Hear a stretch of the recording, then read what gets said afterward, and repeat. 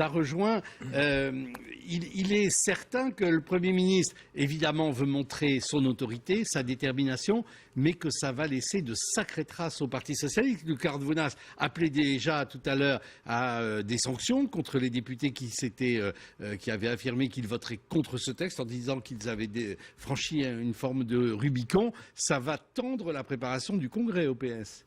Oui, alors c'est effectivement, dans une certaine mesure, un constat d'échec pour le gouvernement, pour Emmanuel Macron, pour Manuel Valls, pour François Hollande, parce que cette loi, elle n'a pas pu être adoptée par une procédure traditionnelle. Il a fallu exceptionnellement utiliser le 49.3. Donc c'est quand même malgré tout, alors certes une démonstration de force de Manuel Valls, mais aussi un constat d'échec. Alors, et Manuel Valls qui essaye quand même de faire un moindre mal, c'est-à-dire d'éviter un désaveu cinglant, soit par un rejet pur et simple de la loi Macron à l'Assemblée, soit par l'adoption de la loi Macron avec le bénéfice de la droite. Et ça aurait été une forme de victoire pour les frondeurs qui auraient ainsi pu dire, voyez, cette loi est bel et bien une loi de droite, puisque sans la droite, elle ne passe pas. Et donc Manuel Valls était un peu dans une impasse. Et là, au fur et à mesure que la comptabilité des voix montrait que la majorité se réduisait de plus en plus, il a fallu en urgence décider d'un 49.3, convoquer un conseil des ministres extraordinaire. Même les ministres l'ont appris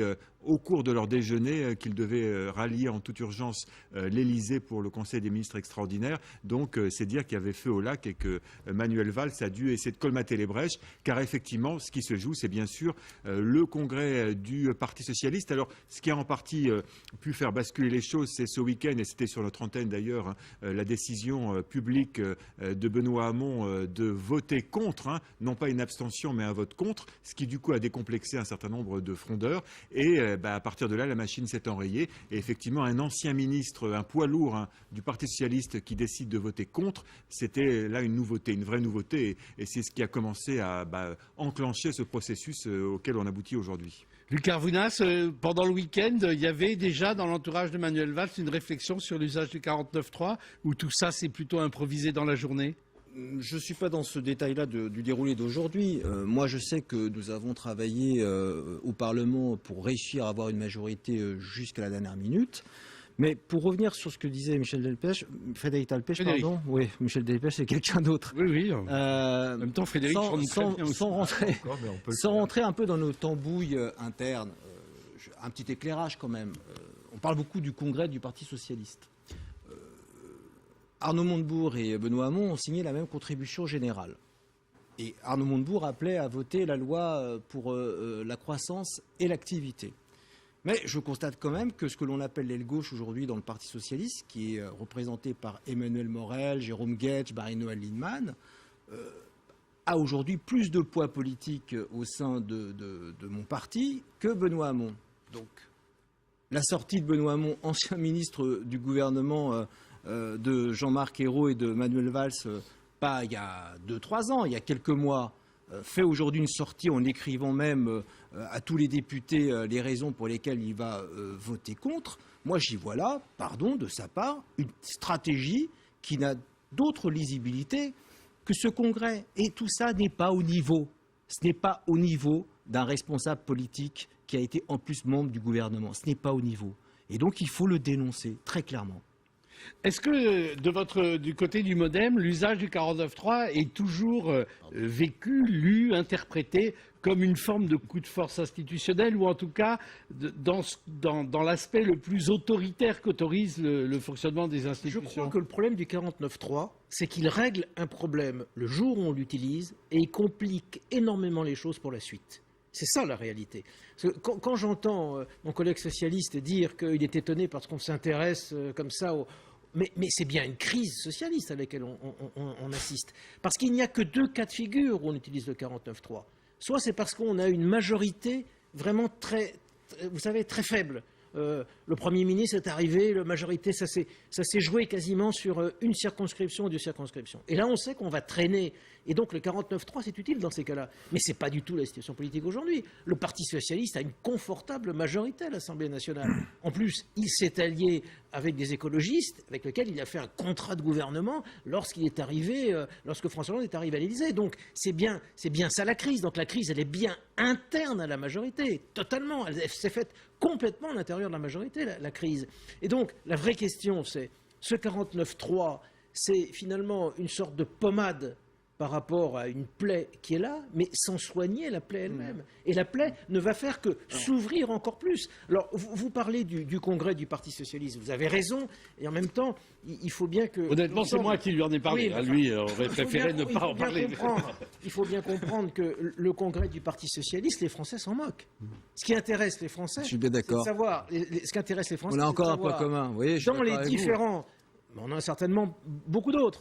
Ça veut dire quoi, mais- que Manuel Valls serait plus à l'aise au Modem qu'il ne l'est au Parti socialiste? Mais non, que je vois chez mon collègue député européen un discours qui me sied. On peut avoir des points communs quand on n'est pas ensemble. Je dis simplement que la question du congrès du Parti socialiste risque de devenir, dans les mois qui viennent, le nouvel, comment dire... Étalon. Non, pas le nouvel étalon, mais le leur. C'est-à-dire qu'on va se positionner sur le congrès du Parti socialiste, et même peut-être vous, les journalistes, vous allez interroger le pouvoir sur la façon dont il va gérer le congrès du Parti socialiste. Alors que la vraie question, c'est le chômage.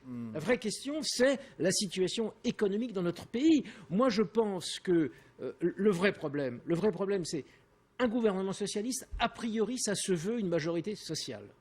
Et comment peut-on être social lorsqu'il y a 600 000 chômeurs de plus depuis qu'on arrive aux affaires, sans du tout rupture, c'est-à-dire dans une continuité absolue, et la montée de la pauvreté, et la montée de la grande pauvreté, et la montée du chômage de longue durée. Mais Robert C'est à Rochard- ça que vous êtes confrontés. Et malgré, ça, c'est et bien malgré- plus et malgré important. tout ce que vous dites sur le constat économique et social que je partage, vous auriez été prêt à vous abstenir Mais sur oui, ce parce texte. que, mais oui, c'est pas parce que- logique. mais si, parce que la loi Macron, et c'est ça le pire dans toute cette affaire, c'est que la loi Macron était une loi qui possédait un certain nombre de choses qui n'étaient pas forcément inintéressantes dans certains cas de figure, bon, mais qui n'allaient pas en plus au cœur du problème pour sortir du pays de la crise. Présente des choses Et c'est là- intéressantes, c'est mais ça là va où pas il au est- cœur, donc on c'est ne là vote où- pas. c'est là où excusez-moi, mais Pas c'est là où l'archaïsme du Parti socialiste est encore plus fort. C'est-à-dire que vous arrivez à vous déchirer. C'était quoi les Sur quel- mesures qui trouvaient grâce à vos yeux? C'est extrêmement simple.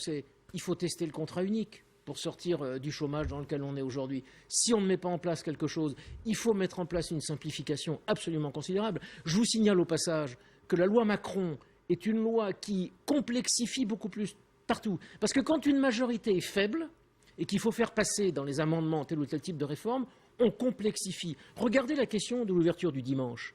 L'ouverture du dimanche, mis à part les zones touristiques internationales, moi je vous dis, je suis totalement pour. Ça c'est clair, c'est lisible. Il y a un gouvernement qui décide, le boulevard Haussmann à Paris, c'est une zone internationale de tourisme, c'est clair. Sinon, pour le reste, toute la complexité de l'ouverture du dimanche, les 200 cas d'exonération à Bien des l'interdiction de concessions l'ouverture du dimanche faites aux- sont toujours là. Tout est toujours présent. Mais alors, Donc juste- il faut simplifier, il faut un contrat unique, il faut effectivement que l'apprentissage soit massivement réorienté vers les chômeurs et non pas dépensé à tort et à travers comme c'est le cas aujourd'hui. Il faut une réforme territoriale qui fasse des économies. Or, la réforme territoriale dont les parlementaires vont se saisir dans quelques jours, on le sait bien, elle ne fera aucune économie de dépenses publiques. Voilà, c'était ça les vrais sujets. Alors, autant de concessions faites aux députés pour les amadouer et tout ça pour finir par un 49-3, est-ce que Macron et Valls ce soir ne doivent pas se dire mais on aurait dû juste passer en force tout de suite et au moins d'ailleurs peut-être un certain nombre de mesures sur lesquelles il a fallu temporiser retrouveraient leur force Le initiale. passage en force, c'est pas la marque de fabrique de Manuel Valls. Je rappelle que la sociodémocratie s'appuie sur le dialogue, le compromis, le consensus. Ensuite, je rappelle aussi à ceux qui nous écoutent que le texte qui va être adopté aujourd'hui avec la procédure du 49.3, c'est un texte qui est passé de 100 articles, qui était le texte initial du gouvernement, à 200 articles, qui est le produit d'une cofabrication de la loi. Et donc, ce qui se passe aujourd'hui, c'est la première lecture à l'Assemblée nationale. Il y aura les débats, comme l'a rappelé Gérard Longuet, mon confrère, au Sénat. Et je vais répondre à mon collègue du Modem. Il n'y a pas de crise au Parti socialiste. Et la preuve en est sur ce qui se passe en termes de rassemblement autour du premier secrétaire sortant dans le cadre justement du Congrès. Qu'il y a un problème dans la majorité, qui se répercute même dans les futures élections départementales. Oui, il y a un problème avec les partenaires aujourd'hui. Mais nous, notre justement. travail, c'est de rassembler. Justement, on va voir les partenaires avec François de Rugy qu'interroge Cyril Adriance à l'Assemblée. Oui, co-président du groupe Europe Écologie Les Verts à l'Assemblée nationale. Merci de nous accorder quelques mots. Est-ce que le député écologiste que vous êtes, partenaire de la majorité, a quelques regrets aujourd'hui d'avoir mis en difficulté en quelque sorte le gouvernement en annonçant, le groupe l'avait dit, qu'il y aurait soit des abstentions, soit des votes contre, qui a poussé en quelque sorte le gouvernement à prendre le 49.3 pour faire adopter cette loi Macron? Il y a un sentiment incontestable de gâchis. Vous savez, les parlementaires d'une majorité, et les écologistes sont parlementaires de la majorité, ne souhaitent jamais se retrouver dans pareille situation. Situation de blocage quant au vote final, situation d'absence de majorité qui amène au 49.3, qui est vraiment le dernier recours. Et c'est dommage d'en arriver là, parce qu'on sait bien que ce n'est plus un vote sur le texte lui-même, ce n'est plus le résultat du travail qui a pu avoir lieu en commission puis en séance, mais c'est un vote vraiment binaire, majorité-opposition, sur lequel nous serons très clairs. Les députés écologistes appellent à voter contre cette motion de censure déposée par la droite. Il n'y a pas de majorité alternative avec la droite. Ça doit être clair, net et précis. Il n'y a pas de front du refus qui irait de la droite à une partie de la gauche. Ça doit être aussi clair, net et précis.